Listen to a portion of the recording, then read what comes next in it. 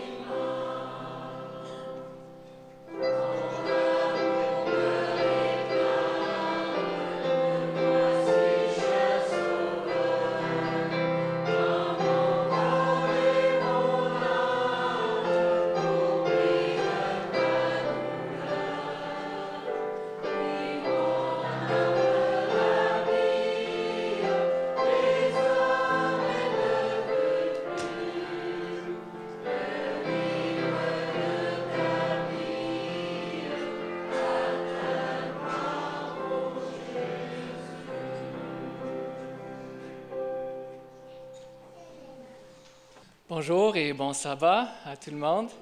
C'est un plaisir d'être ici avec vous aujourd'hui. Alors, ce matin, j'aimerais partager avec vous des expériences bibliques qu'on voit, des histoires bibliques. J'aime beaucoup les histoires, mais j'aimerais aussi partager avec vous d'autres histoires qui peuvent nous démontrer des leçons. Mais avant de commencer à vous raconter des histoires, j'aimerais qu'on réfléchisse sur une journée spéciale qu'on a eue dans notre vie. Je ne sais pas c'est quelle journée, en fait, parce que c'est propre à vous. Vous avez tous vécu des expériences différentes. Mais moi, j'aimerais vous présenter une journée qui est peut-être une journée de joie, une journée où vous avez expérimenté quelque chose de tout à fait spécial, peut-être une fête surprise, ou peut-être une autre journée, la journée de vos noces, peut-être. Une journée spéciale où vous avez expérimenté quelque chose, beaucoup d'émotions, beaucoup de joie, et j'imagine qu'il y a des choses qui commencent à venir dans votre esprit quand vous réfléchissez justement sur une journée comme ça. Il y a toutes sortes d'émotions qui nous arrivent à une journée, pour une journée comme ça. Il y a toutes sortes de choses qu'on vit, mais il y a aussi des journées difficiles. Peut-être une journée où on a reçu des très mauvaises nouvelles, peut-être quelque chose qui a été vraiment un bouleversement pour nous, une journée vraiment difficile où on se sentait triste, on se sentait même dépassé par la situation qui était là et qu'on ne savait pas trop quoi faire face à cette difficulté. C'est incroyable quand même qu'on peut avoir des journées, même avec les deux choses dans la même journée.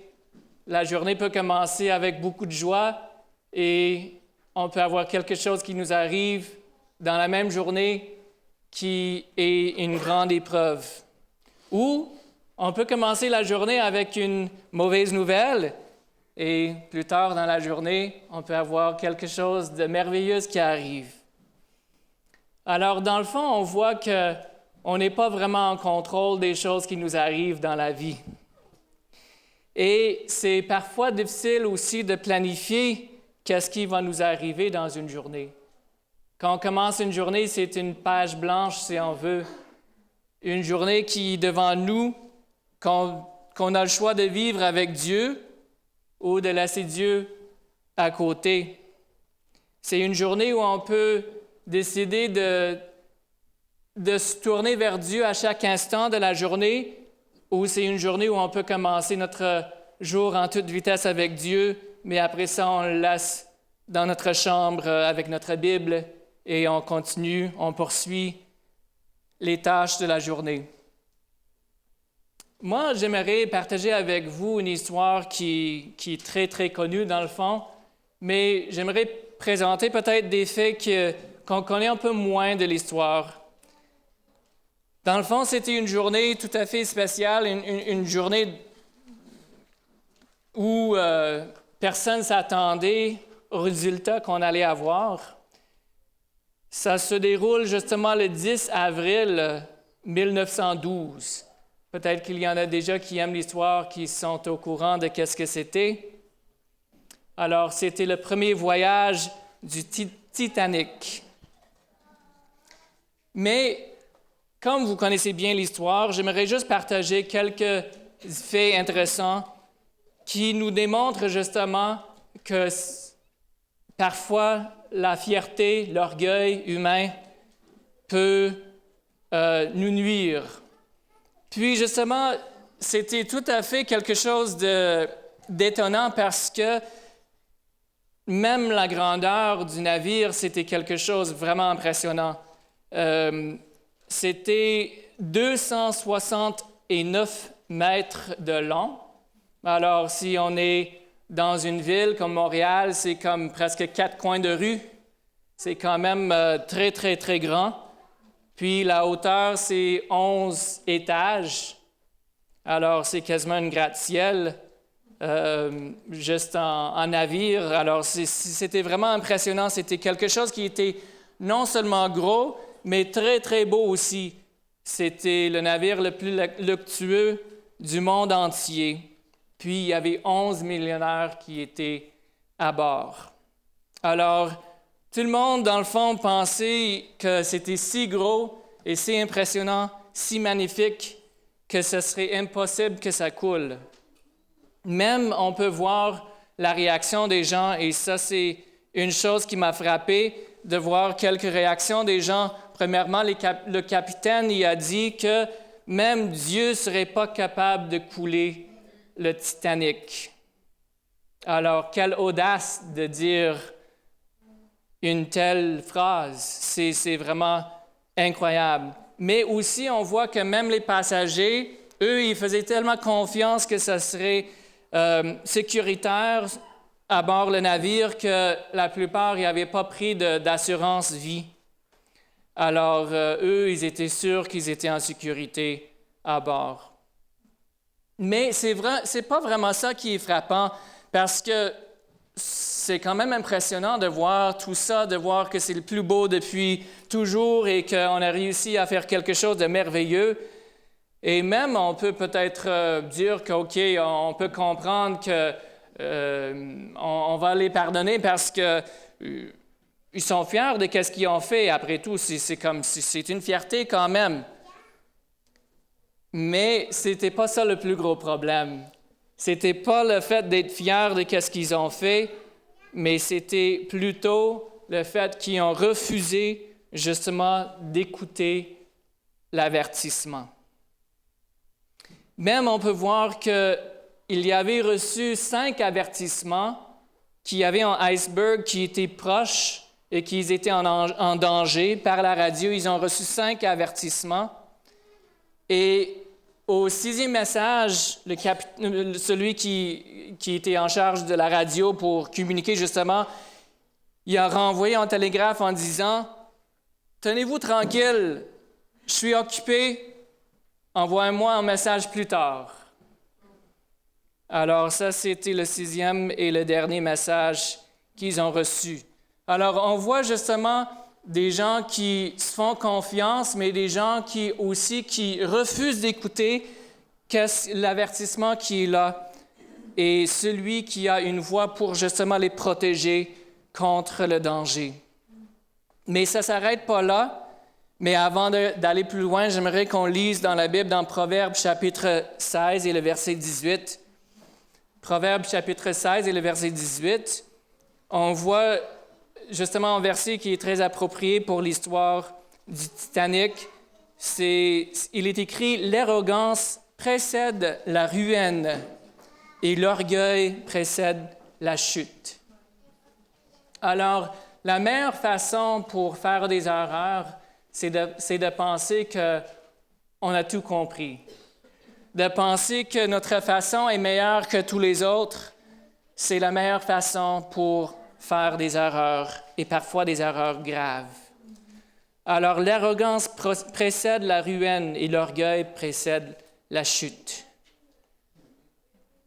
Maintenant, le iceberg était à 2 kilomètres du navire et il y avait quelqu'un qui était en haut dans l'observatoire pour justement surveiller, pour être sûr. Mais il y a un élément qui est important à mentionner, c'est que dans le fond, une raison pourquoi ils n'ont pas écouté tout ce que les gens disaient, c'est parce qu'eux, ils avaient une mission.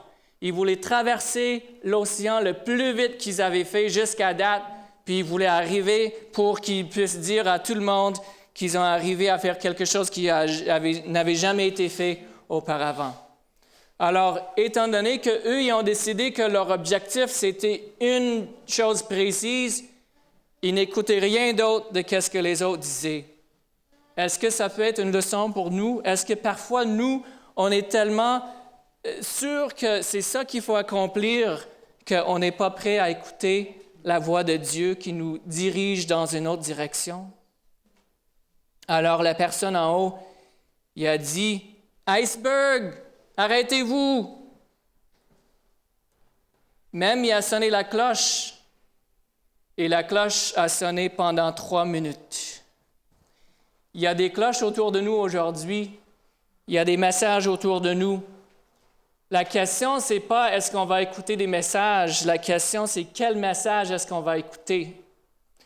Parce que pour nous aujourd'hui, il y a des avertissements que Dieu nous donne, mais il y a aussi beaucoup de messages que le monde nous donne aussi, que le monde essaie de communiquer avec nous.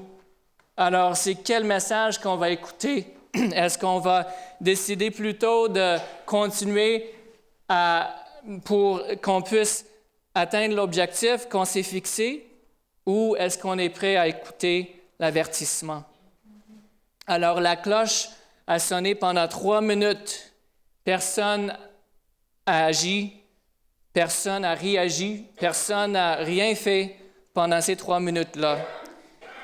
Ils se sont rendus compte trop tard, comme vous le savez, que justement le iceberg était juste devant eux. Et ils voulaient justement reculer, ils voulaient tout faire pour essayer de l'éviter, mais c'était trop tard.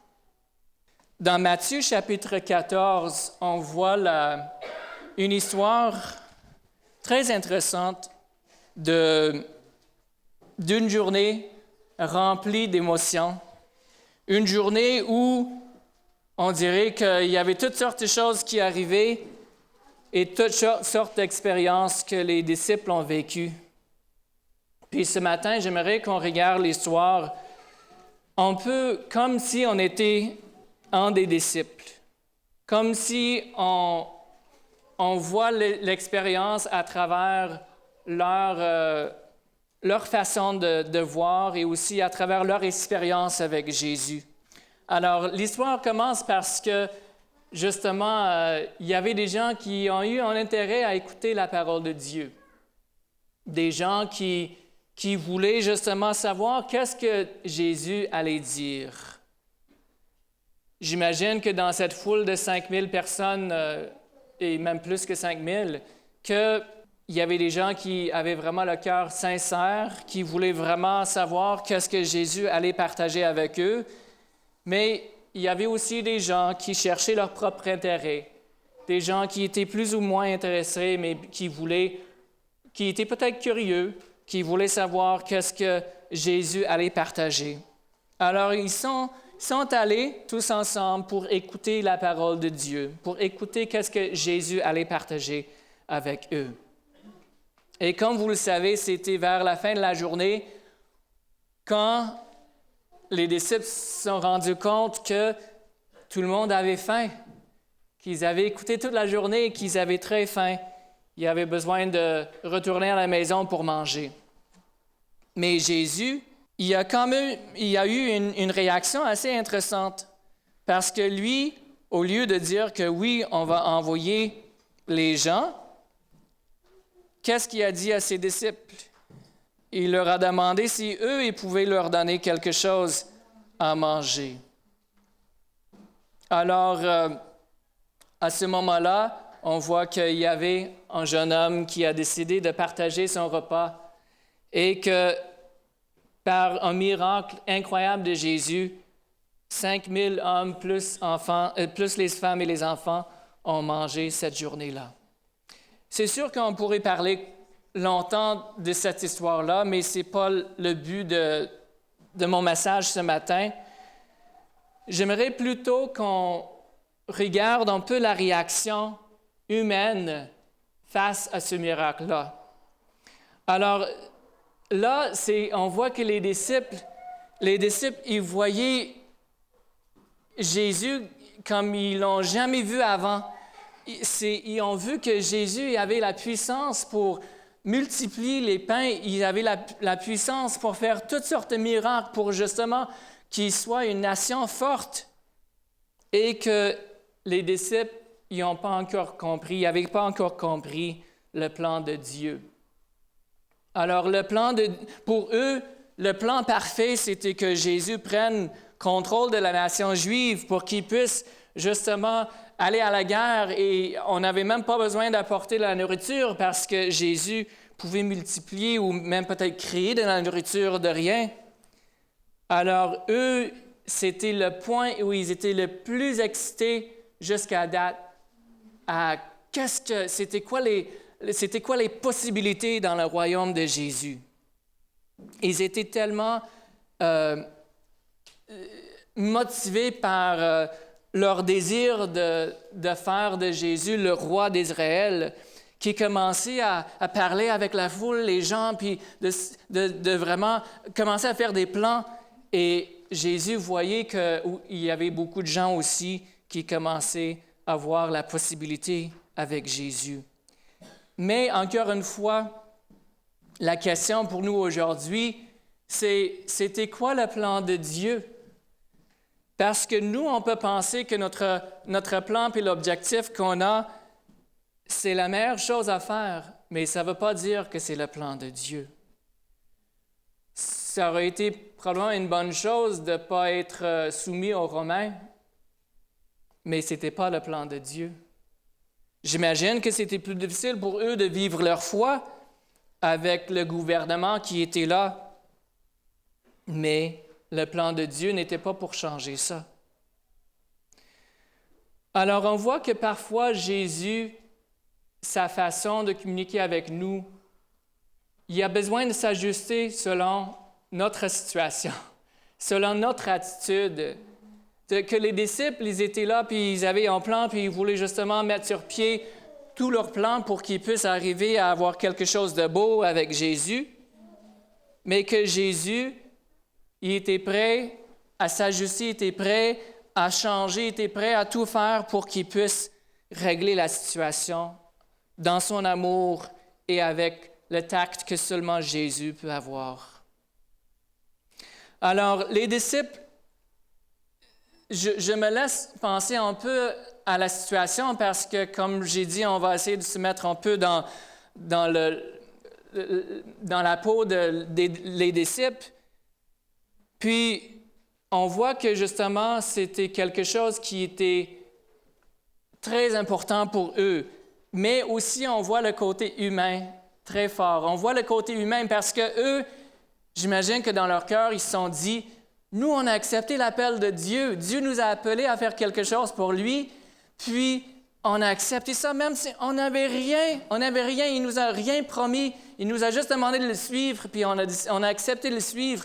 Puis maintenant, on est sur le point que le royaume de Dieu soit établi ici sur terre. Puis nous, on va être des grandes personnes dans ce royaume-là parce qu'on est là depuis le début. Alors, nous, on va avoir des postes vraiment importants. Alors, j'imagine que c'était un peu il y avait ça comme motivation, entre autres. Je ne sais pas tout ce qu'il y avait dans leur tête, mais Je suis pas mal sûr que ça, c'était une des choses qu'ils avaient dans leur tête. Alors, ils se sont dit, on est là depuis le début, puis là, ça va être une grosse affaire, puis nous, on va être grands dans le royaume de Jésus. Mais Jésus voyait que le peuple, que ses disciples ne comprenaient pas son plan. Et il n'y avait pas de temps à perdre non plus parce que eux, leur plan, c'était d'essayer de même forcer Jésus à devenir roi. Alors, ce n'était pas juste une suggestion, ce n'était pas juste un plan qu'ils avaient, mais ils ont commencé à faire des plans pour forcer Jésus à devenir roi. Alors, Jésus a compris qu'il fallait tout de suite les renvoyer.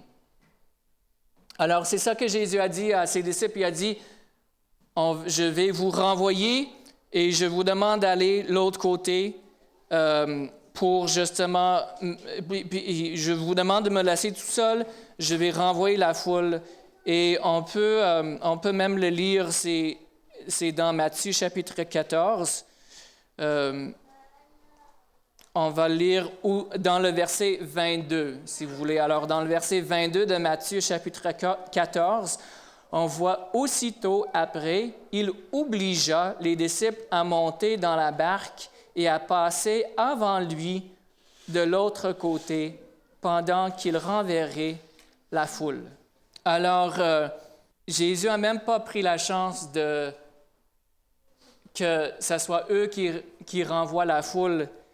Il a dit de façon claire aux disciples qu'il fallait qu'ils quittent immédiatement et par la suite, il a renvoyé la foule. J'ai lu dans le livre Jésus-Christ, il y a beaucoup d'éléments très intéressants dans ce livre-là pour qu'on voit un peu qu'est-ce qui se passait dans le cœur des disciples et qu'est-ce qui se passait aussi dans le cœur de Jésus.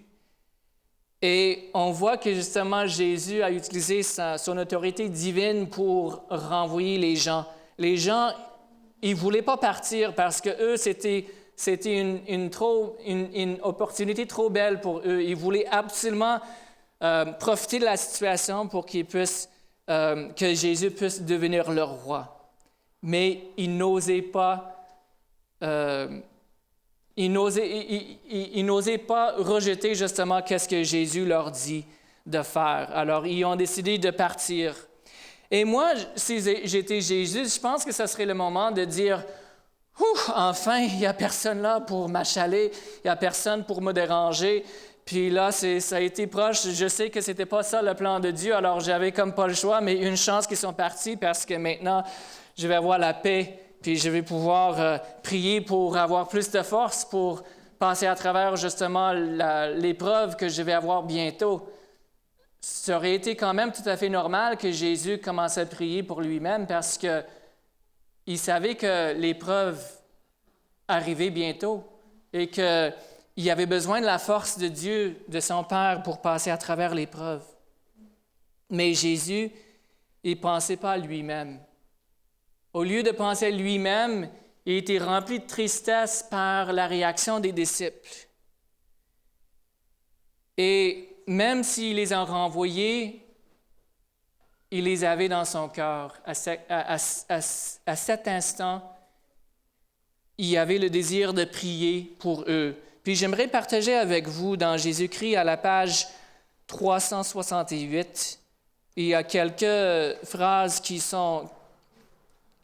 nous encourage et qui nous démontre justement l'attitude de Jésus envers ses disciples, malgré leur faiblesse et malgré leur compréhension de sa mission. Resté seul, Jésus monta sur la montagne pour prier à l'écart.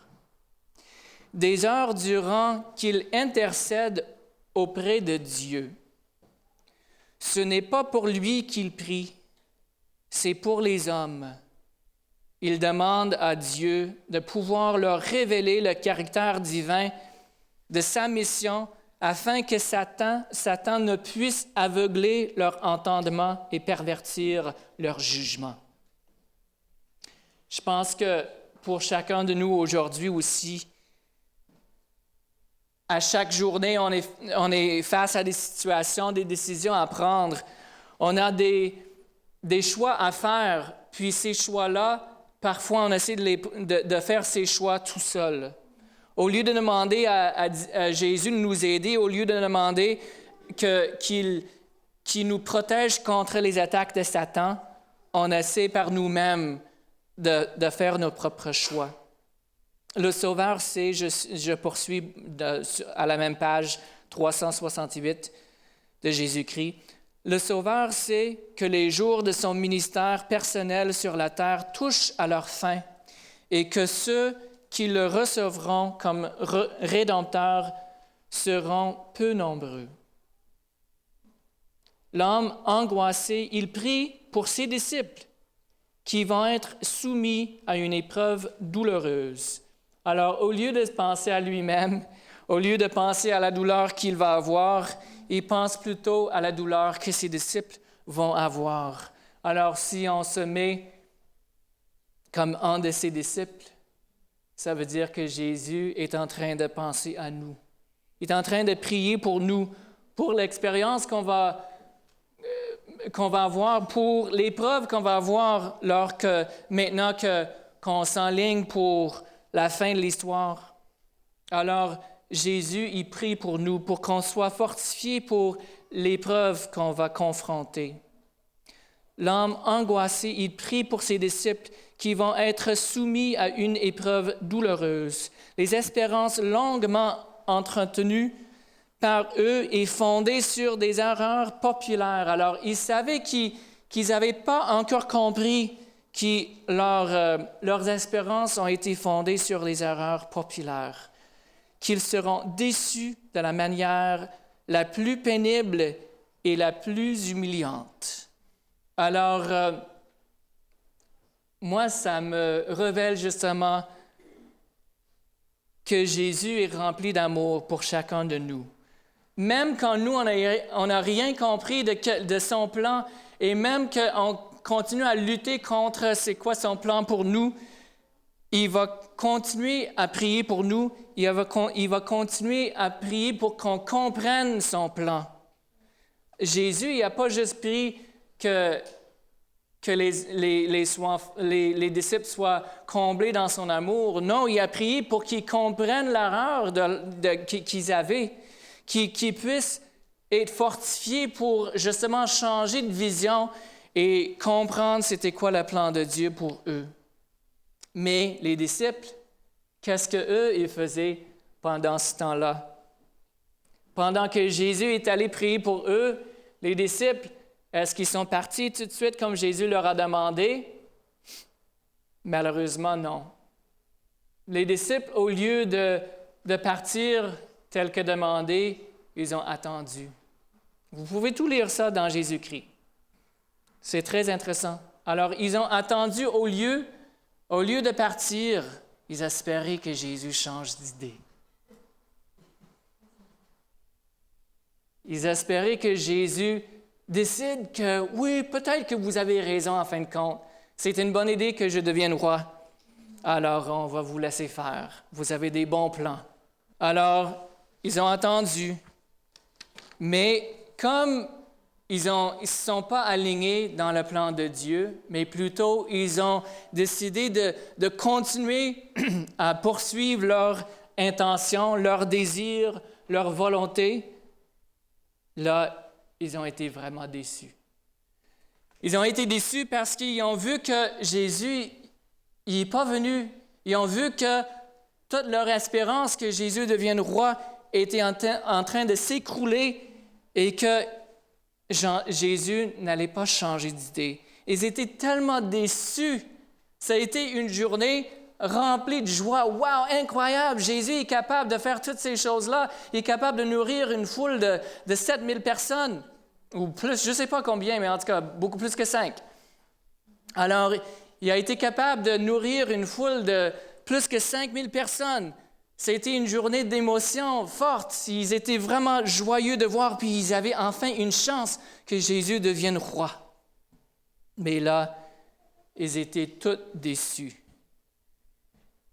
Et parfois, quand il y a des déceptions qui nous arrivent, on n'a pas nécessairement la tendance de se tourner vers Dieu naturellement.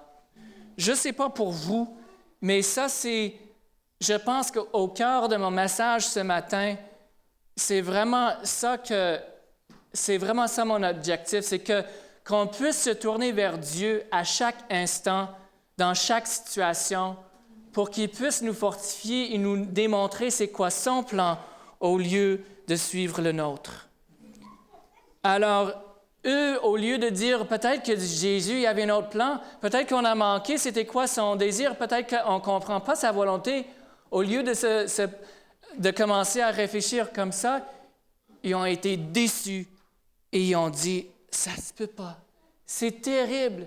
Peut-être que même Jésus, peut-être que lui, il n'est peut-être pas le Messie, peut-être qu'on s'est trompé, on s'est trompé. Alors là, ils étaient vraiment dans une situation vraiment difficile où ils commençaient à douter de tout. Pourquoi ils ont douté? Tout simplement parce qu'ils ne voulaient pas accepter c'était quoi le plan de Dieu. Au lieu de dire Jésus a un autre plan, on essaie de tordre un peu le bras de Jésus pour qu'il adopte notre plan à la place du sien. J'ai déjà vu aux États-Unis sur les autos un bumper sticker qui est écrit « Dieu est mon copilote ». Puis on peut dire que oui, c'est bien avoir Jésus avec nous tout le temps dans l'auto, avec nous, c'est une bonne affaire. Mais je pense que c'est trop souvent notre cas. On dit « Dieu est mon copilote » au lieu de dire que Dieu est mon pilote. Au lieu de lui donner tout le contrôle de notre vie, on veut juste lui donner une partie que, oui, quand moi je suis mal pris puis je ne sais pas quoi faire, je vais me tourner vers lui puis je vais lui demander quoi faire. Mais c'est impossible de fonctionner comme ça avec Dieu. Dieu, si on veut vraiment s'enligner notre vie avec Dieu, il faut lui donner tout le contrôle, pas juste une partie ou la moitié, ou juste quand on ne sait pas quoi faire. Alors les disciples, ils continuaient à traverser la mer,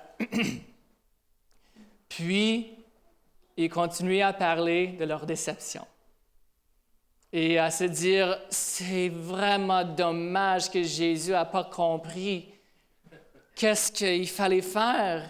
C'est vraiment dommage qu'on a manqué notre chance d'établir le royaume que Dieu a voulu depuis le début et qui a été prédit dans la Bible même. On sait que Jésus est supposé de venir pour établir son royaume sur terre. On sait, ça c'est la volonté de Dieu, ça se trouve dans la Bible. On sait que c'est ça son plan.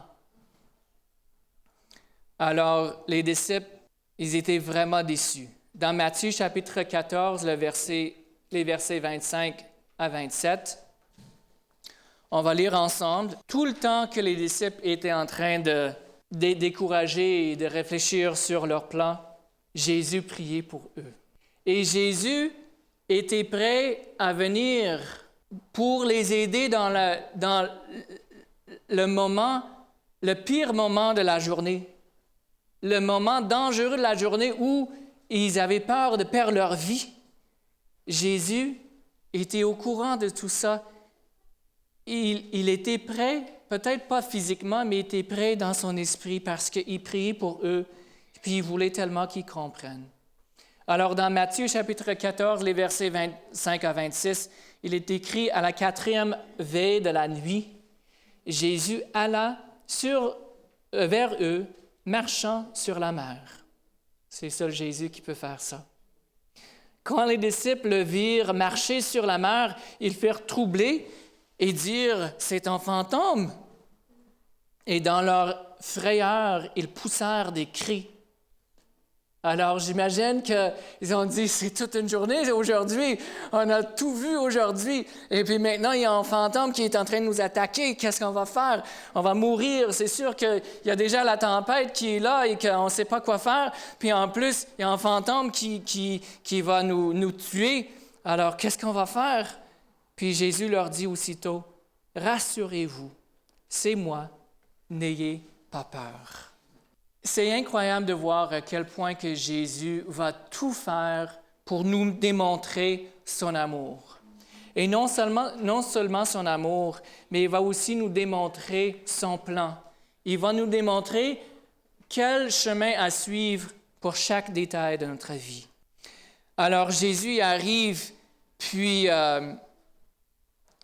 Jésus, je pense que son message pour ses disciples, c'est qu'il veut communiquer avec eux, qu'il comprend la situation, il comprend la difficulté qu'ils vivent présentement et il comprend aussi que, dans le fond, ils comprennent très peu de son plan. Dans Ésaïe chapitre 43, les versets 1 à 3, on voit, dans le fond, une image de Dieu. L'image de Dieu dans sa compréhension de nous. Ésaïe chapitre 43, les versets 1 à 3. Ainsi parle maintenant l'Éternel, qui t'a créé, ô Jacob, celui qui t'a formé, ô Israël. Ne crains rien, car je te rachète. Je t'appelle par ton nom, tu es à moi. Si tu traverses les eaux, je serai avec toi, et les fleuves, ils te ne submergeront point. Si tu marches dans le feu, tu ne te brûleras pas, et la flamme ne t'embrasera pas. Car je suis l'Éternel, ton Dieu, le Saint d'Israël, ton Sauveur. Alors j'aime penser que Jésus vient avec ce message-là aux disciples. Il arrive, il a dit, c'est moi qui t'ai créé, c'est moi qui t'ai formé, c'est moi qui te rachète, c'est moi qui t'appelle, c'est moi qui te sauve. Alors Jésus, il est prêt à les sauver. Il est prêt à leur démontrer justement c'est quoi son royaume, c'est quoi son plan. Pierre, on voit sa réaction. Pierre est toujours prêt à avoir une réponse vite. Alors Pierre, il demande tout de suite, est-ce que je peux marcher sur l'eau aussi? Moi, j'aimerais venir te voir sur l'eau. Mais encore une fois, on voit que l'être humain et sa façon de penser est forte. Pierre, il commence, oui, parce qu'il regarde Jésus et il commence à marcher sur l'eau. Il est tout content de voir qu'il est capable de marcher sur l'eau. Mais il commence à entendre le vent qui est autour de lui et il commence à avoir peur. Et aussi, il y a une autre chose qui est arrivée même avant ça, c'est que Pierre, il commence à se sentir meilleur que les autres. Tu vois à quel point que j'ai compris le plan de Dieu? As-tu vu à quel point que je suis en train de suivre qu'est-ce que Jésus me demande de faire? Alors, il commence à se penser meilleur. Et il se tourne vers les autres pour voir, juste pour être sûr qu'ils sont en train de le regarder. Parce que s'il manque ça, là, ils vont manquer quelque chose. Alors, il faut s'assurer que tout le monde est en train de le regarder marcher sur l'eau. Et quand il se retourne justement, c'est là qu'il voit qu'il y a du vent autour de lui et même il y a des vagues qui montent très haut et qui coupent de lui la vue de Jésus. Alors, en voyant pas Jésus, il a peur et lui, il commence à couler. Alors, même là, Jésus lui dit, « Pourquoi que tu n'as pas gardé tes yeux fixés sur moi? » Et il lui tend la main. Mais il y a un verset que j'aimerais partager avec vous, je ne l'ai pas mis sur l'écran, mais Jésus dit à Pierre, « Homme de peu de foi, pourquoi as-tu douté? » Dans le fond, je pense que c'est notre problème. C'est notre problème aujourd'hui, c'est parce que nous, on vit notre journée, on vit une expérience avec Dieu, mais qu'il y a quelque chose qui nous arrive, il y a une mauvaise nouvelle qui nous arrive, ou peut-être une bonne nouvelle qui nous arrive. Et au lieu de partager cette expérience-là avec Dieu, on commence tout de suite à essayer de trouver des solutions par nous-mêmes. On essaie tout de suite à résoudre nos problèmes par nous-mêmes, ou même on vit notre joie tout seul. Mais Jésus, il veut justement qu'on vive chaque instant de chaque jour avec lui. Puis moi, en terminant, j'aimerais partager avec vous 5 points et 5 versets qui peuvent nous aider à avoir la victoire dans la tempête. Parce que l'expérience des disciples cette journée-là, c'était la victoire dans la tempête pour comprendre c'était quoi le plan de Dieu. C'était la victoire pour comprendre qu'il faut faire confiance à chaque instant et à chaque moment. Dans Jean chapitre 15 et le verset 9, c'est une des clés qu'on peut avoir pour avoir la victoire dans la tempête. Et je pense que c'est un principe qui a été vraiment démontré dans l'histoire de Jésus et la façon dont il a prié pour ses disciples. Jean 15, 9, « Comme le Père m'a aimé, je vous ai aussi aimé. Demeurez dans mon amour. » Alors Jésus, son invitation pour nous, c'est de demeurer dans son amour. C'est de rester au pied de la croix pour qu'on puisse comprendre que c'est quand on voit que son plan est au-delà de notre plan et que tout ce qu'on peut comprendre, ça n'a rien à voir avec ce que lui comprend dans son plan éternel.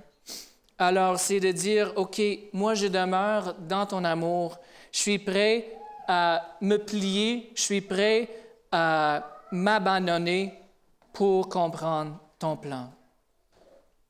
Parfois, on a besoin de laisser Dieu sonder notre cœur et on va regarder dans Hébreux chapitre 4, le verset 12.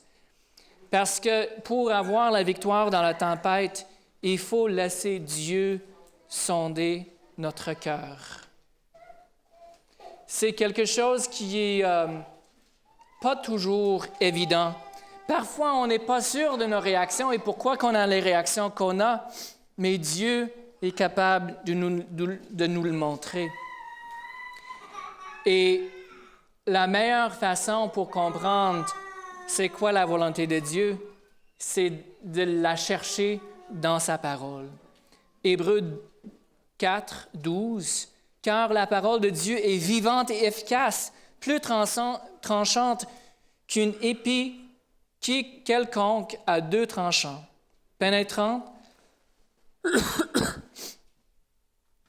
pénétrante jusqu'à partager âme et esprit, jointure et moelle.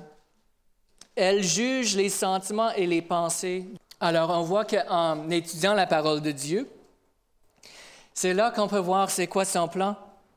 C'est là qu'on peut voir c'est quoi qui est à l'intérieur de nous et qu'on peut justement changer de direction. Le 3e point, c'est Dieu est si grand, je suis si petit. Ésaïe, chapitre 55, les versets 8 et 9. Je pense que souvent, la chose qui nous bloque le plus, c'est de penser qu'on est grand. C'est de penser que nous, on est capable de faire notre propre choix et de prendre des décisions intelligentes. Mais c'est en comprenant que Dieu est si grand et que moi, je suis si petit que je peux commencer à m'enligner dans le plan de Dieu. Car mes pensées ne sont pas vos pensées et vos voix ne sont pas mes voix, dit l'Éternel. Alors déjà en partant, ma voix, ça ne sera pas la voix de Dieu. Si je n'ai pas adopté la voix de Dieu, je suis sur la mauvaise voie. À chaque fois, je peux être sûr que je vais être sur la mauvaise voie si je n'ai pas adopté la voix de Dieu. Autant que les cieux sont élevés au-dessus de la terre, autant mes voix sont élevées au-dessus de vos voix et mes pensées au-dessus de vos pensées. Alors, quand je vois à quel point que Dieu est grand et que son plan est grand et que ses pensées sont grandes et ses pensées sont pleines d'amour, comme on a vu dans le premier point, là, je commence à comprendre que je suis si petit. Et on poursuit parce que c'est en contemplant justement la puissance et l'intelligence de Dieu qu'on va avoir la victoire. Ce n'est pas en se regardant à notre puissance et notre façon de faire. C'est en contemplant la puissance de Dieu. Dans Ésaïe chapitre 40, le verset 28, on voit des questions que Dieu nous pose. Il dit, « Ne le laisses-tu pas? Ne l'as-tu pas appris? C'est le Dieu d'éternité, l'Éternel, qui a créé les extrémités de la terre. Il ne se fatigue point, il ne se lasse point. On ne peut sonder son intelligence. » Alors, c'est Dieu qui a tout créé, c'est Dieu qui a le contrôle sur tout. Puis, cette semaine, pour le culte de Mieux Vivre, on a commencé une discussion intéressante justement sur la puissance de Dieu et le fait que Dieu, il gère tout l'univers. Il ne gère pas juste notre planète ici, il gère tout l'univers. Et il est capable d'avoir une relation intime avec chaque être qu'il a créé. Oui, les êtres humains, mais les autres êtres aussi. Il est capable d'avoir une relation intime avec chaque être qui existe dans l'univers. Pour nous, c'est impossible pour nous de comprendre ça. De sonder l'intelligence de Dieu, ça nous aide à comprendre que, dans le fond, oui, il y a toute la possibilité de nous donner la victoire. Il y a toute la possibilité de calmer la tempête. Et dans Psaume chapitre 147, le verset 5, Psaume 147, le verset 5, il est écrit, « Notre Seigneur est grand, puissant par sa force, son intelligence n'a point de limite. » Alors, c'est illimité. On aime ça aujourd'hui, toutes les choses illimitées. Mais Dieu, c'est un Dieu illimité dans son intelligence, dans sa puissance, dans sa force. Et le 5e point, je crois que c'est très important pour nous, et parfois peut-être qu'on sent qu'on n'a pas la possibilité de le faire, mais quand on a la possibilité de le faire, je vous encourage de le faire. C'est l'union fait la force. Parfois, on se sent tout seul dans notre souffrance, on se sent tout seul dans notre tempête, si on veut, mais si on se laisse se tourner vers quelqu'un d'autre, un frère, une sœur, un conjoint, quelqu'un qu'on a confiance, quelqu'un de confiance justement, cette personne-là peut souvent nous aider dans notre tempête. Matthieu chapitre 18 et le verset 20. Matthieu 18, le verset 20.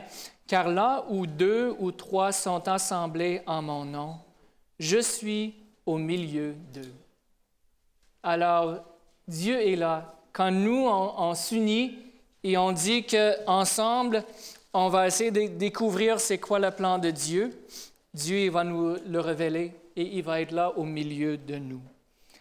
Alors, que ce matin, qu'on puisse comprendre que souvent, on n'est pas mieux que les disciples. Souvent, on comprend mal le plan que Dieu a pour nous et que Dieu nous invite justement à s'instruire. Dieu nous invite à comprendre, à étudier sa parole, à étudier l'esprit de prophétie pour qu'on puisse comprendre c'est quoi son plan pour nous. Et aussi que la lutte qui est à l'intérieur de nous, qu'on puisse s'abandonner cette lutte-là pour qu'on puisse dire, OK, moi, je ne suis pas assez intelligent, je suis si petit que je ne peux pas faire mes propres plans. Je veux que tu fasses les plans à ma place. Et je sais que Dieu il va nous bénir. C'est vraiment le désir de mon cœur qu'on puisse vivre une expérience avec Dieu qui est constante, une expérience que à chaque instant de chaque jour, Dieu est là à notre côté et que ça soit naturel pour nous de se tourner vers Dieu pour chaque joie, pour chaque épreuve, pour chaque peine, et que Dieu puisse nous diriger, nous transformer, qu'on puisse refléter davantage son image et pour qu'on puisse aussi être fortifié pour les épreuves qui vont arriver plus tard, parce que le moment va arriver très bientôt où on va pouvoir vivre pour l'éternité avec Dieu. Amen. Pour clôturer le service de ce matin, je vous invite à vous mettre debout. Nous allons chanter ensemble le cantique Jésus, doux maître.